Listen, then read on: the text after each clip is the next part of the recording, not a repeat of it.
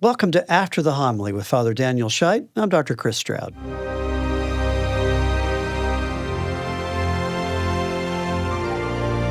Have you ever had questions after the homily? I know I have. Have you ever wondered why the priest talked about this topic or that topic, or why he didn't talk about whatever it is that you wanted him to talk about? Have you ever wished that you could just sit down and run through a list of things that didn't quite make it in the homily? Well, this is the podcast for you. We cover everything from church architecture to church politics, from literature to music. If it affects Catholics in their daily lives and their walk to heaven, it's on our agenda. And it doesn't matter if you're a everyday or a Christmas and Easter, or maybe you can't remember the last time you went to Mass Catholic. We're here, and we're here for you. Father Daniel Schiedt is the pastor at St. Vincent de Paul Catholic Church in Fort Wayne, Indiana, in the Diocese of Fort Wayne, South Bend. Father Dan, it's good to be back. Great to be back, Chris. It is. And today we're going to talk about a fun topic. And not that all of our topics aren't fun, but today, a particularly fun one. We're going to talk about leisure, vacation, and pilgrimage. And you have some of those coming up, I'm told. Yes. As an example, this coming Monday, September 23rd, I am taking off with my first mentor in the priesthood, Monsignor Bill Schooler, and a family that we're friends with for some time in Italy. And I lived in Italy as a student before seminary, so it's a real homecoming for me. Yeah, I mean, regular watchers and parishioners know that you have close ties to Italy, that you've been several times, and you've talked about that. And when you did a formal sabbatical, you spent a lot of time there. But why Italy? What is it about Italy that draws you back time and again? So when I was in high school, the first day of class, the first class of the day, I was sitting behind this sophomore girl, and it was my first year of Latin. And we had the book in front of us, and Mr. Javier, the teacher, started the lecture. And I looked over my shoulder, and this girl was already writing in her notebook, and the class had just begun like 30 seconds earlier. And I thought, what could I possibly be missing? And she was writing a poem in her notebook. Latin is a dead language, as dead as it can be. First it killed the Romans, and now it's killing me. That was the first lesson I learned. Thankfully, I learned corrective lessons to that. Wow. But to answer your question, it was originally my love of history, and specifically ancient Roman history, that brought me to the Latin class. And in those pictures in my Latin book, and in some of the Latin of the church, there was this desire to explore the possibility of becoming a priest. So my priestly vocation from the beginning has been bound up with this mysterious experience of the living past, of how the layers of history actually aren't the past, but they're alive in the present. So Italy is my way of diving back into the living past, which is my present. So I know people are wondering, maybe they're not bold enough to say it out loud, but what does a vacation for a priest look like? Yeah, I'll speak for myself. Our diocese allows priests a month's worth of vacation, so 4 weeks away from the parish. That includes weekends.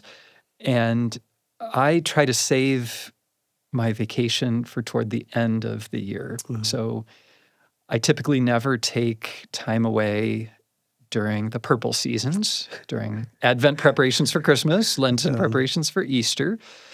But I really like the autumn. And every few years, I look for an opportunity to return to the places where I lived for those 3 years as a student. And I actually like people to know where I'm going and what I'm doing. I mean, if I'm really the spiritual father of the parish, my vacations aren't an abandonment of my family, but actually some restorative rest away that I believe will be in some ways fruitful and beneficial for my family. So in the case of Italy, there are the obvious delights of the food and the beverages and the extended meals. The Italians have a great saying, the dolce far niente, the sweet to do nothing. But for me, it's actually more than that.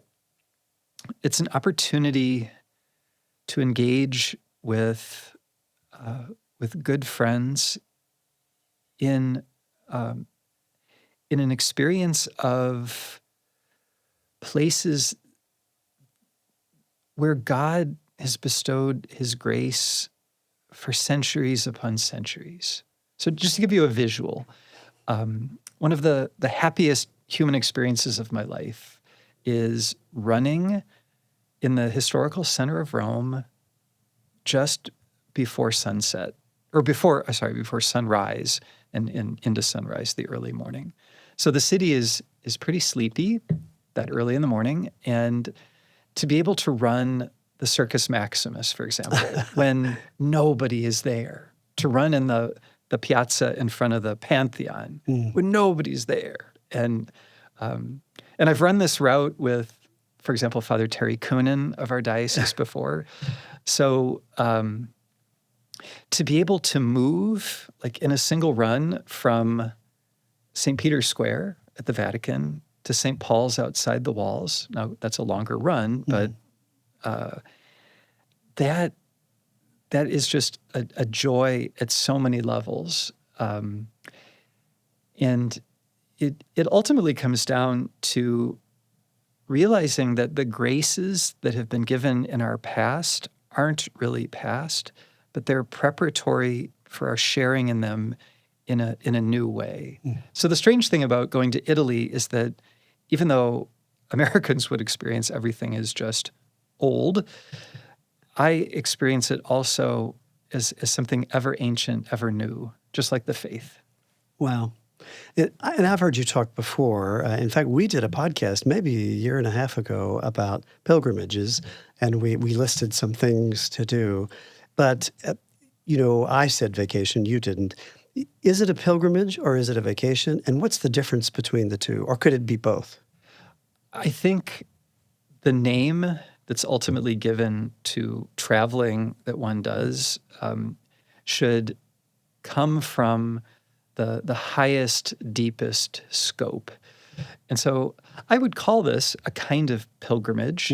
I've done pilgrimages before where I've been the priest chaplain. So, for example, when St. Pius, the 10th parish in Granger, Indiana, celebrated its 50th anniversary of erection as a parish, I led a group in the footsteps of St. Pius, and you could call that a kind of formal pilgrimage. I was on duty, so to speak. But this trip that I'm taking with Father Bill Schooler and this other couple who are mutual friends is a pilgrimage in the sense that its highest, deepest scope is to find the gifts that the Lord wishes to give us right there. So I would consider a vacation, I guess, just to be restorative time away, and that's good as far as it goes. But I actually don't enjoy those kind of vacations. I actually need something that is going to enrich my mind and my heart as well as my body. I'm guessing no viewers are surprised by this No, reflection. put it this way. There are people for whom the beach, and just pick wherever you want the beach to be, is the dream. Heaven on earth, this transformative goal. Christ himself called the first apostles on a beach. Nothing about the beach attracts me in terms of a vacation place. So for me, restorative rest will always include some type of engagement of my mind, whether it's study or just being at places where the history of the world has in some way been influenced by the people in this place. And I enjoy going with other friends. And typically on my vacations, I go with at least one priest friend. There have been pilgrimages in the past. For example, I've gone on a pilgrimage to Spain with Father Matt Kunin, and been to Poland with Father Bill Schooler, Father Andrew Budzinski. Those are just the ones off the top of my head. And then different parish families or families that I've known for a long time, where the circumstances just line up for us to do that. Yeah, you used the phrase restorative rest, and you've spoken before about, for instance, a priest evening away or a day away, and how that can seem like it's wasted time, but in reality, it makes you better at when you're present. But it's almost countercultural, at least in Western culture, Right. to think about, I'm going to take time away from work. Here the distinction of the organic and the mechanical is crucial. So we're surrounded by mechanisms. And you know the saying, to a person with a hammer, everything looks like a nail. Right. Human beings surrounded by mechanisms can interiorize a mechanistic attitude to their being human, to their productive labor. And, a machine is either on or off, and when it burns out, it can be replaced. But human beings aren't actually fundamentally machines. They're closer to plants. They're organisms. And if you look at the world of plants, there's a time for seeding, there's time for cultivating, there's time for harvesting, and as importantly, there's a time for being fallow. So, if the seasons, spring, summer, fall, winter, can teach us anything, it's that for us to thrive, we actually need fallow time. And fallow time is not wasted time. It's not inert time. It really is a restorative resting time. So the fact that the Lord commands the observance of the Sabbath, not just one day a week, but as an interior attitude that is sometimes embodied in extended ways in time, that is actually for our flourishing, and it informs our work so that we're not wage slaves, but we're actually free people. And I think parishioners understand that the pastoral work that priests do, being open and available for people on a regular basis, that if the priest doesn't have some restorative time of rest away, his own humanity is diminished. I have to say, at the end of every pilgrimage, every vacation, I'm eager to come home. And I actually love home more, and I love my people more for having taken the time away. And I actually feel that the gifts that I receive in that time away are blessings for my people.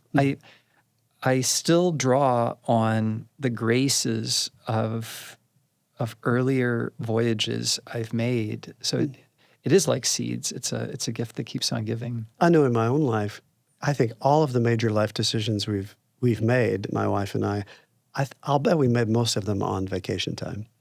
Yeah. Because the noise of the world falls away. Exactly. And you can actually think without interruption. And we've made big changes in direction of our family based on long walks and vacation time. Yes. So there is value, but it's tempting with our go, go, go culture to think this is just wasted time. I'll have to make up for it when I get back. Yes.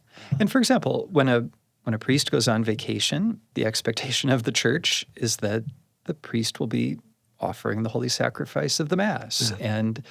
And for example, on many trips to Rome, I've celebrated the Eucharist at the altar of St. Monica.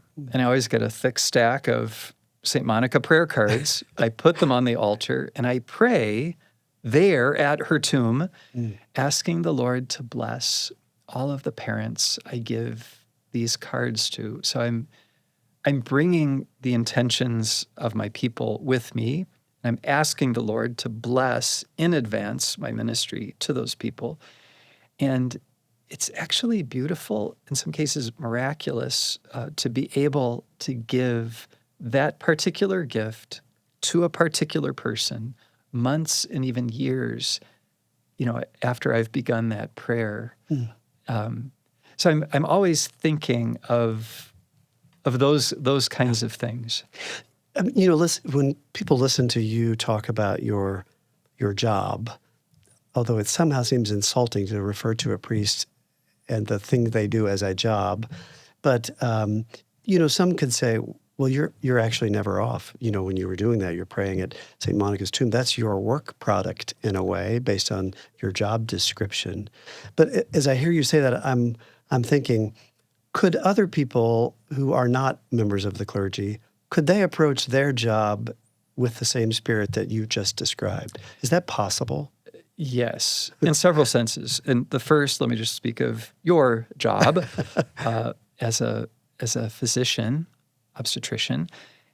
In one sense, you're never off because people are always, they see you and you just invite them to ask the obvious questions. But if, for example, our quote-unquote job is actually our vocation, and if our vocation is rooted, in our cases, in our respective fatherhoods,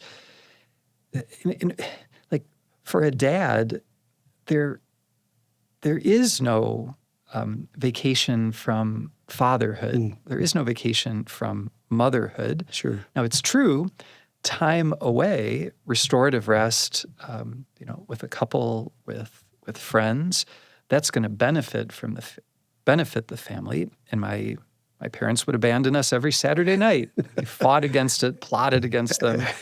We always lost. But the time that they spent with other people, and the time that we were able to see how they interacted when other people came to our home with them, that was vitally important for our education, for what a family is. I would also say that what's called the work-life balance isn't, 70% wage slavery, 30% just kicking back and doing nothing.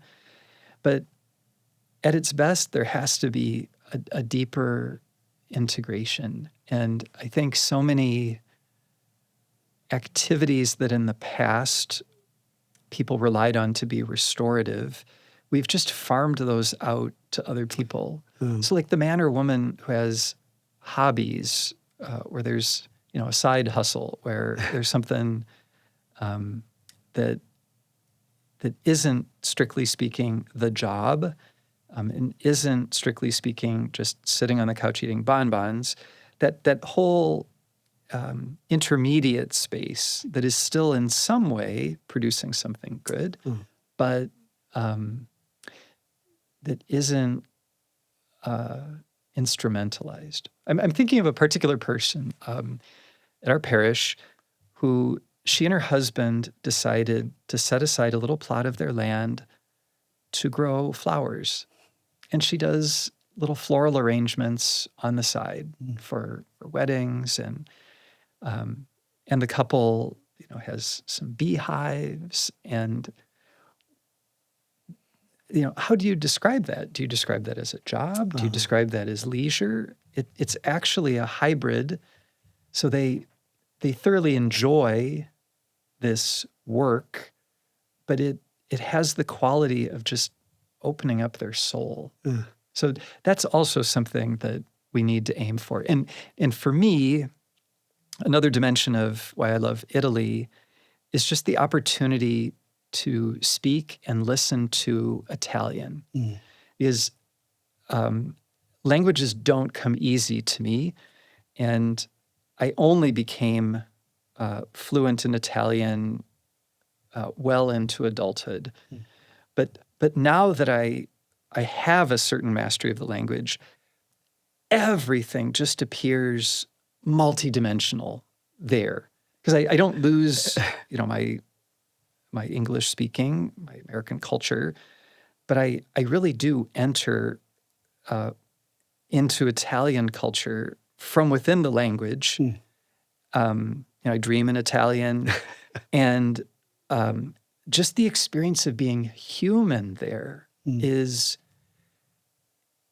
more than I'm accustomed to in the United States. And I guess this would be true for anybody who speaks more than one language. Sure. But for me, it's a particularly special thing that I don't often get to do.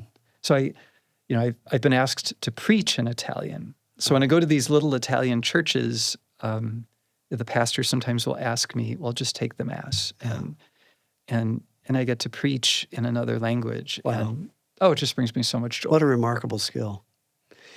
Back on the work topic, I'll at the risk of sounding like a boomer, it sometimes seems today as though you're not supposed to like work. It's supposed to be horrible. And when I was hearing you describe maybe the hobby of the flower growers, you could think, well, the definition of a hobby would be work that you like. Yes. And then at the same time, I think about St. John Paul II and this idea that work has dignity. It's important, and it doesn't have to be evil, and it doesn't have to be a punishment. But to find that sweet spot, whatever it is, that you could do work that's meaningful, that somehow glorifies God. Yes. It doesn't have to be bad. Yes. One of his first encyclicals, not the first, but one of the first, and an encyclical is just a circular letter that's meant to circulate throughout the church, was called Laborem Exercens, on the dignity of human work. And he points out that work has a reflexive quality to it. That sounds kind of fancy and abstract, but it just means that there's the work that is worked, but there's also the humanizing change in the worker of the good work. So in a sense, this is a response to Marxism, to atheistic communism that seeks to reduce the dignity of the human person to just economic exchanges, and to see work as fundamentally alienating, when in fact, in the account of Genesis, Adam and Eve are given to labor in the garden before they pluck the fruit that they shouldn't have. In other words, fruitful, productive work is part of the original blessing of being human. And it's really a measure of the health of our life, if we can examine it and ask the Lord, how can something good come from my work? And a parishioner just recently sent me an article from the Wall Street Journal about this man who, I think it was like somebody who loads and unloads luggage. Somebody who drove a bus at an airline terminal, and he would just unload and load people's baggage.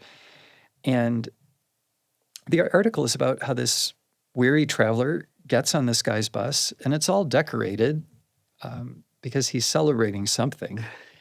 And the bus driver is singing, and he has a spring in his step, and he's greeting people, and he's just fully alive. And he announces to the people on the bus, I think, that he's been a bus driver for, like 45 years, and everybody's applauding. And the weary traveler gets off the bus, and he just asks himself the question, like, I have this job that makes far more money than this guy does.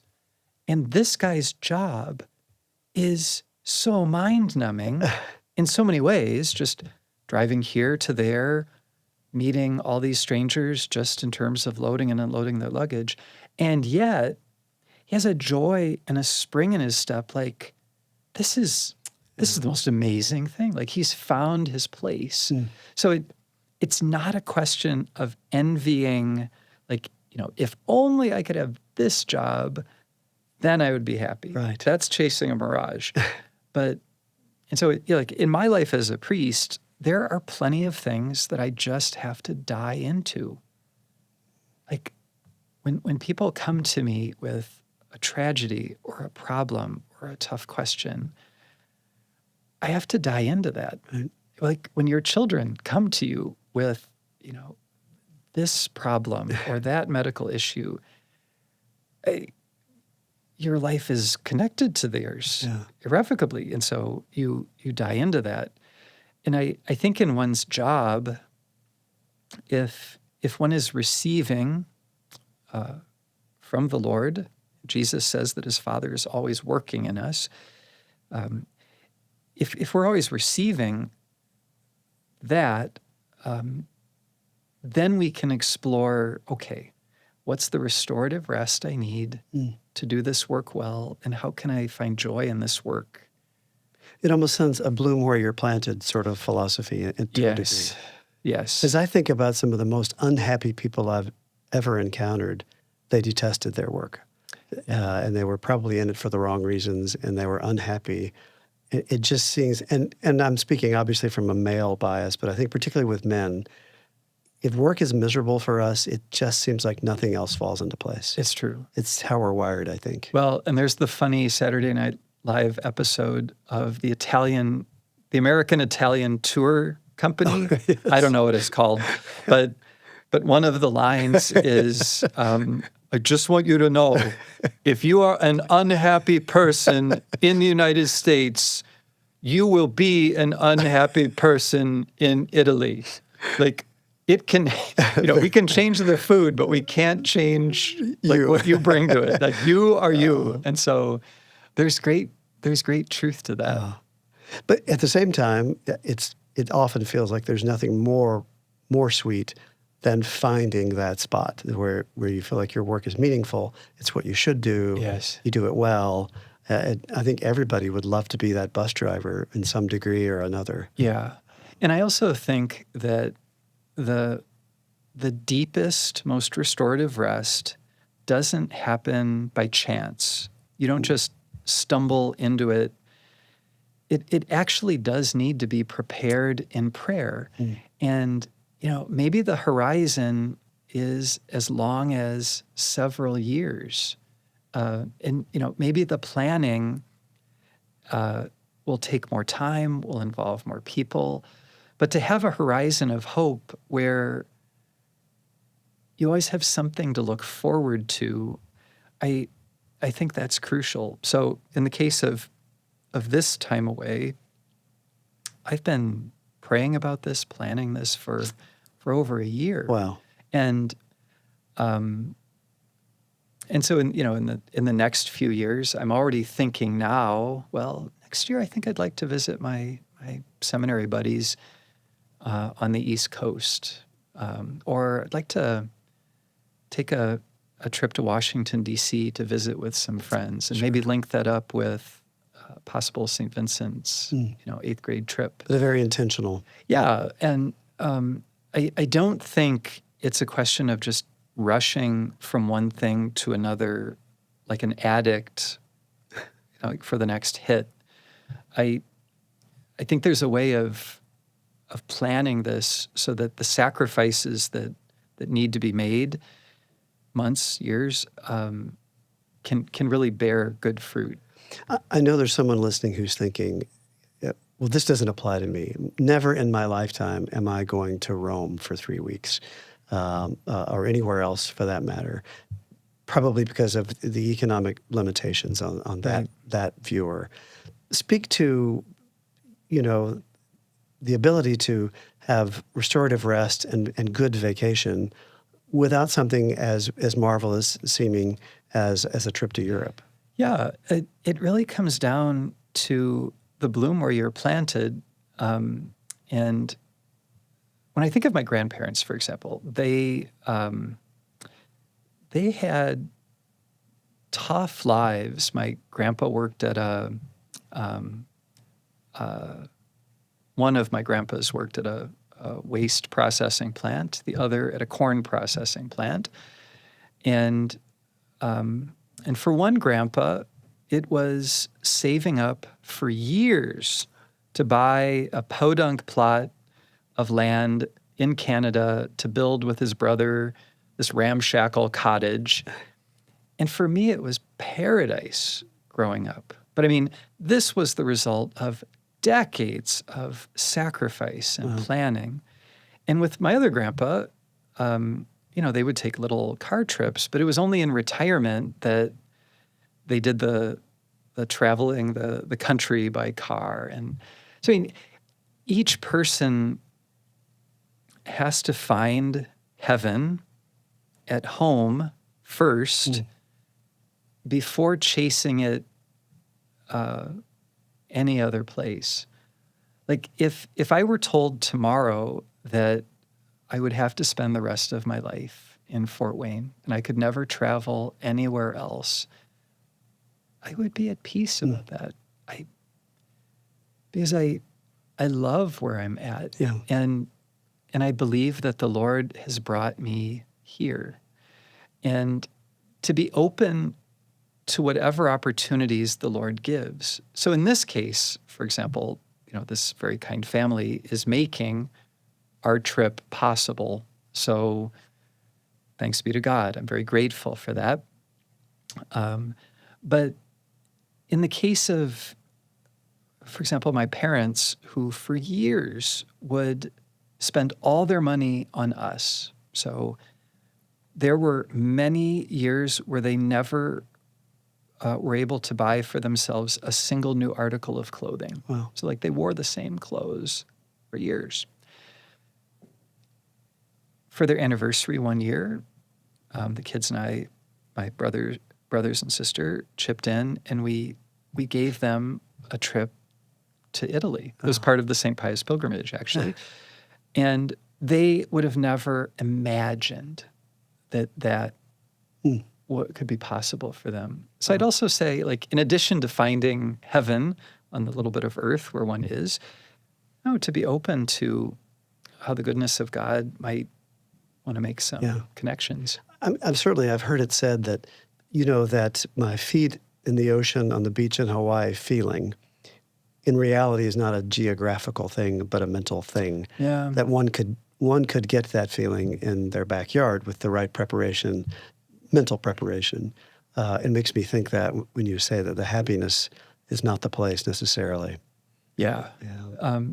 The Lord regularly, though, calls people to leave their home for a greater spiritual purpose. And historically, pilgrimages have had more of an arduous penitential quality to them than just live in the Vita Loca. And, I think of some parishioners who just got back from the pilgrimage to Santiago de Compostela. Oh. So they walked the 30 days from the border of France and Spain all the way to the west coast of Spain. And there was nothing, strictly speaking, leisurely about that. It wasn't utilitarian, so in that sense it had a form of leisure, but it was exigent. It took a lot, and they loved it. So sometimes the traveling is done to require something more of us, not to run away from work we don't like or to just get rest from when we're exhausted, but actually to challenge us and to liberate us for the next higher level of engagement. So on a more practical note, you're somewhat of a Rome tour guide expert yourself. You could have your own show like the. Right. What are your top 3 favorite things to do in Rome? I think viewers would love to know that. Well, for me, celebrating Mass at the Pantheon Oh my, is the Pantheon. Yeah. That In surprised me. fact, I didn't think you would say that. in fact, the Solemnity of All Saints originated there. So, as people know, probably the Pantheon was a pagan temple renovated by the Emperor Hadrian, and then after the fall of the Roman Empire, it was rededicated as a Catholic church, and its name was Saint Mary and the Martyrs. And there were 28 cartloads of bones that were put in the foundation of it. And the celebration of all of those saints in that place led to the universalization of that feast on November 1st. But I've actually gotten to preach at the Pantheon before, and I will never forget the moment at the consecration where the principal celebrant was holding the paten, the gold plate on which the host rests, and it was held in such a way that the white round host matched up perfectly with the reflected dome on the gold plate. And if you know anything about the roof of the Pantheon, it's open to the sky. There's an oculus. And so instead of the opening to heaven, what you saw on the paten is the Eucharistic Lord, Jesus Christ, who is the opening to heaven on earth. And just at the elevation at the end of the Eucharistic prayer, I just felt this surge of prayer coming up from the altar, leading us in the Our Father. It was extraordinary. So the Pantheon's on the top 3. The Pantheon's in the top 3. And by the way, the artist Raphael is buried there, Oh. the Renaissance artist. And the Latin inscription on his tomb reads, "Here lie the bones and dust of Raphael. When he was alive, nature feared herself to be outdone, and in his dying, feared herself to die." Oh. So I mean, like Rome just pierces you with the romantic. It's interesting. I've had the privilege of going to the Pantheon. Now, I wish I'd heard your description before I went, because when I was there, I must admit, I probably went at the wrong time. It was very busy. Oh, yeah. It was shoulder to shoulder. And I remember thinking, this is a church. I wish you people would be quiet. Yeah. In recent years, it's actually gotten better in terms of the liturgical life there. Oh. But for me, the sacristan at the Pantheon recognizes me.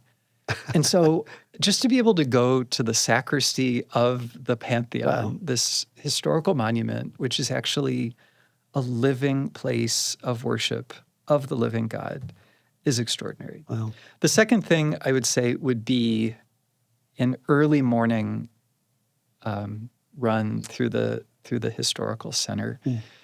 And I love the Chiesa Nuova, where St. Philip Neri is buried. That little chapel where his tomb is the most peaceful place for me to pray in the whole city. And obviously St. Peter's Basilica is near and dear to my heart for the most obvious reasons. But some people ask, well, why isn't Jerusalem the center? Why Rome? Yeah. And I would respond, first of all, that Jerusalem will always be the center because the Holy Land is the place where it all began. But as Catholics, most of us have this draw to Rome. Yes. Yeah. And I would say the deep spiritual reason why the center has, so to speak, shifted is precisely because of Christ's missionary mandate to the apostles. Go, teach all nations. And when they went, the center of the Roman Empire, with all the trade routes, the center was Rome. And that the apostles, Peter and Paul, each gave their final witness in that place, that marks it forever as the center of the church's missionary activity beyond you might say, the historical confines of the Holy Land. It's where the gospel made it, so to speak, to the center of the world, and then goes out from there. It really had to be Rome because it was the center of the world, really, at the time. And the architect and artist Gian Lorenzo Bernini reflects this beautifully in the architecture of St. Peter's Square, which actually isn't a square. If you were to do an aerial shot of the Vatican, you would see that the piazza, the open space in front of St. Peter's, is in the shape of a keyhole. So if you can think of the front of the basilica as the bottom part of the keyhole, it radiates out, and then there's an oval, you might say the top of the keyhole. And so Peter's given the keys to the kingdom of heaven, so the gates of hell won't prevail against the church. And then the oval part of the keyhole shape is meant to be reminiscent of the Colosseum. So in the old Colosseum, you have the pagan spectators cheering on the death of the gladiators and some Christians, including St. Ignatius of Antioch.